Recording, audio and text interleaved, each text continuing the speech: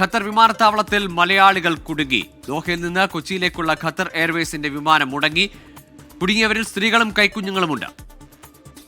അയർലൻഡിൽ നിന്നും ലണ്ടനിൽ നിന്നും ഒക്കെ വന്നിട്ട് ട്രാൻസിറ്റ് ആയിട്ട് ഇവിടെ സ്റ്റക്കായി നിൽക്കുന്ന ആൾക്കാരുണ്ട്. അക്കൂട്ടത്തിൽ പിന്നെ ഖത്തറിൽ നിന്ന് ജോയിൻ ചെയ്ത ആൾക്കാരുണ്ട്. അതുപോലെ തന്നെ കുറേ കുഞ്ഞു കുട്ടികൾ, തീരെ 6 മാസം പ്രായമുള്ള കുഞ്ഞുങ്ങൾ തൊട്ട്, അതുപോലെ ട്രീറ്റ്മെൻറ്റിനായിട്ട് പോകുന്ന തീരെ കുഞ്ഞു കുട്ടികൾ തൊട്ട് ആൾക്കാരുണ്ട് ഇവിടെ. പക്ഷേ എന്താണ് നമ്മുടെ ഫ്ലൈറ്റ് ഇതുവരെ ക്യാൻസലായത് എന്താണെന്നൊന്നും ഒരു അറിയിപ്പ് നമുക്ക് കിട്ടിയിട്ടില്ല. ഇന്ന് രാവിലെ നമ്മളെ പോകാൻ വേണ്ടിയിട്ട് നമ്മൾ ഫ്ലൈറ്റിൽ കയറ്റിയതാണ്. അത് കഴിഞ്ഞിട്ട് അവിടെ നിന്ന് നമ്മളെ തിരിച്ചിറക്കി കൊച്ചിയിൽ ലാൻഡ് ചെയ്യാൻ പറ്റുന്നില്ല എന്നുള്ള കാര്യം പറഞ്ഞു. അത് കഴിഞ്ഞിട്ട് അപ്ഡേറ്റ് തരാമെന്ന് പറഞ്ഞിട്ട് ഇതുവരെ വേറൊരു അപ്ഡേഷനും നമുക്ക് കിട്ടിയിട്ടില്ല. ദോഹയിൽ നിന്ന് അൻവർ പാലേരി ചേരുന്നു തത്സമയം. അൻവർ, ഇന്നലത്തെ രാത്രിയിലത്തെ സാഹചര്യം അറിയാം. വിമാനങ്ങൾ സർവീസുകളിലൊക്കെ കാര്യമായ തടസ്സമുണ്ടായിരുന്നു, താറുമാറായ സാഹചര്യമുണ്ട്. പക്ഷേ ഇത്ര മണിക്കൂറുകൾ പിന്നിട്ട ശേഷവും ഇവരുടെ തുടർ യാത്ര സംബന്ധിച്ച് യാതൊരു വിവരവും ലഭിക്കുന്നില്ല എന്ന് പറയുന്നു. ഭക്ഷണം കൃത്യമായി നൽകിയിട്ടില്ല, അത്തരം സൗകര്യങ്ങളൊന്നും ഏർപ്പെടുത്തിയില്ല എന്ന് പരാതിയുണ്ട്. എന്താണ് ഈ വിമാന കമ്പനി ഇത് സംബന്ധിച്ച് നൽകുന്ന വിവരം?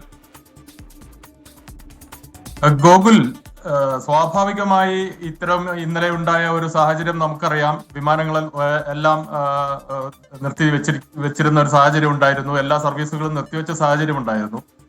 പ്രത്യേകിച്ച് മനസ്സിലാക്കേണ്ട ഒരു കാര്യം, ഖത്തർ ദോഹ രാജ്യാന്തര വിമാനത്താവളം എന്ന് പറയുന്നത് വലിയൊരു കണക്ടിവിറ്റിയാണ്.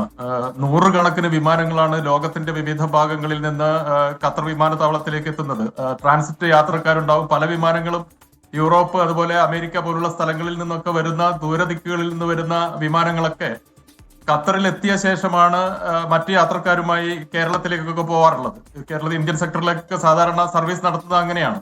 അതുകൊണ്ട് തന്നെ ഇത്രയും സമയം, കാരണം ഇന്നലെ വൈകിട്ട് മുതൽ ഈ രാവിലെ വരെയുള്ള ഒരു സമയം വിമാന സർവീസുകൾ മുടങ്ങുക എന്നത് ഖത്തർ ദോഹ രാജ്യാന്തര വിമാനത്താവളത്തെ സംബന്ധിച്ചിടത്തോളം വളരെ വലിയൊരു ടാസ്ക് ആണ്. കാരണം അത്രയധികം വിമാനങ്ങളാണ് ദോഹ വിമാനത്താവളത്തിൽ നിന്ന് സർവീസ് നടത്തുന്നത്. ലോകത്തെ തന്നെ ഏറ്റവും പ്രധാനപ്പെട്ട ഒരു വിമാനത്താവളമാണ്. അതുപോലെ തന്നെ ഖത്തർ എയർവേസ് ലോകത്തെ ഏറ്റവും വലിയ വിമാന കമ്പനികളിൽ ഒന്നാണ്.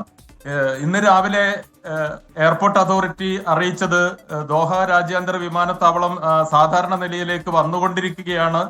യാത്രക്കാർ ക്ഷമയോടെ കാത്തിരുന്നതിന്, ക്ഷമ കാണിച്ചതിന് പ്രത്യേകം നന്ദി അറിയിക്കുന്നു എന്നൊക്കെ ഖത്തർ എയർവേസ് അറിയിച്ചിരുന്നു. പക്ഷേ നമുക്ക് മനസ്സിലാക്കാൻ കഴിഞ്ഞത് നാളത്തോടു കൂടി മാത്രമേ ദോഹ രാജ്യാന്തര വിമാനത്താവളത്തിന്റെ പ്രവർത്തനം സാധാരണഗതിയിലേക്ക് മടങ്ങുകയുള്ളൂ. ഇന്ന് ധാരാളം സർവീസുകൾ നടത്തിയിട്ടുണ്ട്. ഇന്ന് ദോഹ വിമാനത്താവളത്തിൽ നിന്നും നിരവധി വിമാനങ്ങൾ സർവീസ് നടത്തിയിട്ടുണ്ട്. Los Angeles, Colombo, Miami, Bangkok, Colombo, അതുപോലെ ബഹ്റൈൻ, ഈജിപ്ത്, ഇങ്ങനെ നിരവധി രാജ്യങ്ങളിലേക്കുള്ള നിരവധി വിമാനങ്ങൾ ഇന്ന് ഖത്തറിൽ നിന്ന് സർവീസ് നടത്തിയിട്ടുണ്ട്. അതുപോലെ കണ്ണൂരിലേക്കുള്ള ഒരു ഇൻഡിഗോ സർവീസ് നടത്തിയിട്ടുണ്ട്. പിന്നെ ഇൻഡിഗോ തന്നെ ബോംബെ, ചെന്നൈ പോലുള്ള മറ്റ് ഇന്ത്യൻ സെക്ടറുകളിലേക്ക് സർവീസ് നടത്തിയിട്ടുണ്ട്. ഇത് സ്വാഭാവികമായും നേരിടുന്ന വലിയൊരു തടസ്സമാണ്. നമുക്കറിയാം, ഇത്രയധികം പാസഞ്ചേഴ്സ് എയർപോർട്ടിനകത്ത് നിന്ന് നമുക്ക് കിട്ടുന്ന വിവരം, അവിടെ 100 കണക്കിന് ആളുകൾ ഇങ്ങനെ പല വിമാനങ്ങളുടെയും ലോബികളിൽ വെയിറ്റ് ചെയ്യുന്നു, പല സ്ഥലങ്ങളിലായി വെയിറ്റ് ചെയ്യുന്നു. ഇത് ഇനി ശരിയായി വരണമെങ്കിൽ എനിക്ക് തോന്നുന്നത് നാളത്തോടു കൂടി മാത്രമേ ഈ സർവീസുകൾ സാധാരണഗതിയിൽ പുനഃസ്ഥാപിക്കാൻ കഴിയുള്ളൂ. ഗോകുൽ, ശരി. ഏതായാലും യാത്രക്കാർക്ക് വലിയ ബുദ്ധിമുട്ട് നേരിടുന്നുണ്ട്. അത് സംഘർഷത്തെ തുടർന്നുണ്ടായ അപ്രതീക്ഷിതമായ സാഹചര്യമാണ്. സാധാരണ നിലയിലേക്ക് ഈ വിമാന സർവീസുകൾ എത്താൻ കുറച്ചുകൂടി സമയമെടുക്കുമെന്നതാണ് അൻവർ പാലേരി ദോഹയിൽ നൽകുന്ന വിവരം.